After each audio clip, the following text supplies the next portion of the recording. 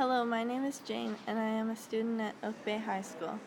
In the last few weeks, I have learned about the importance of nature to the First Nations in both physical and spiritual ways. I have also learned how to structure different types of poems and how to incorporate many different literary elements. Throughout this presentation, I will read out some of my own poetry, including different literary elements, First Nations culture, and various forms of poetry. Its light so strong, its warmth so great. The sun's fine rays reach down like ribbons. The ribbons wrap their long strands around the earth in an embrace. Like a beating heart, the sun pounds through the village. Its golden ribbons cast a fiery glow upon the rooftops. Without the sun, we could not see. We could not see the beautiful colors, though only its disappearance makes its long ribbons so magical. The sun, our savior, and our demise. We worship those ribbons, but do not dare be too close. Its ribbons shall set earth to fire. The following symbol poem illustrates the value of the sun in First Nations culture.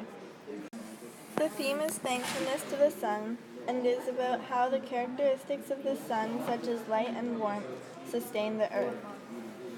My first poetic device is a simile. I compared the sun's rays to ribbons to give a sense of flowing, almost feathery rays of light. My second poetic device is a hyperbole.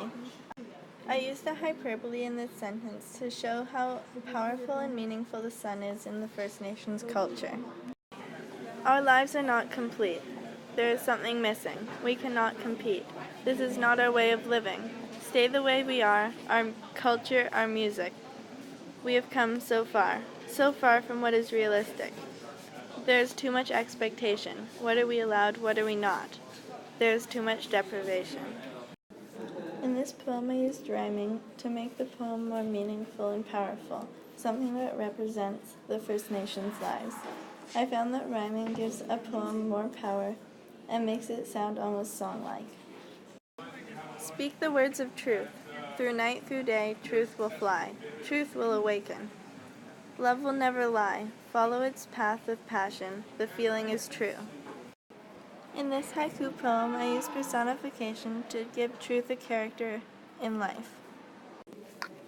Love will never lie. It's a personification because love cannot actually lie. I found that this was a good element to use because it showed that love is something we cannot control. The tree, a piece of nature who gives us life, who gives us energy and strength. Up the tree, through its branches, bark, and beating heart, through its leaves. Once at the top, we will have so far to fall. The tree is our lives, which follows a path. We grow up, we branch out for new ideas. But those leaves will fall. The tree will show you the way, follow its branches. The theme of this poem is a life, because it compares the characteristics of a tree to a life full of different experiences. Trees are very important to the First Nations culture because its wood makes canoes, totem poles, and houses. The first literary device that I used was a metaphor, the trees being compared directly to a life. I chose to include a metaphor in this poem because I wanted to make a clear statement that a tree is very much like a life of a human. We start as a little baby, then we grow tall and old. The branches represent our different experiences and characteristics. The second literary device that I used is alliteration.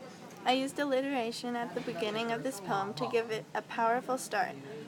The branches, bark, and beating heart of the tree illustrates a powerful piece of nature that gives us life and energy.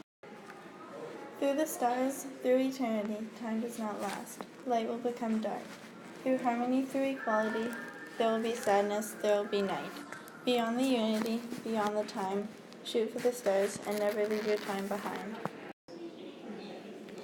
The theme of this poem is about the bigger picture of our lives, beyond what we know and beyond what we have seen. This poem also represents time and space, and how, even beyond our problems and complications, time will carry on. My first poetic device is repetition. To include many different aspects of life into my poem, I use lots of repetition. The repetition also gives the poem a rhythm that carries through the entire poem and gives a feeling of peace. My second poetic device is a hyperbole. Shooting for the stars is a common hyperbole to describe when someone strives for something difficult to achieve. I thought this hyperbole fit perfectly into my poem because it gives a message to accomplish many great things during your life with the time you have. Thank you for listening. I hope you enjoyed and learned something about poetry and First Nations culture. Thank you to Ms. Watson for teaching me about poetry and the First Nations people.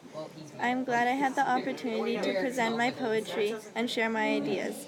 Thank you to Starla Anderson for talking to the class and helping me come up with lots of ideas for my poetry, and to Alex Nelson for giving me a better picture of the First Nations culture and the terrible times that they went through.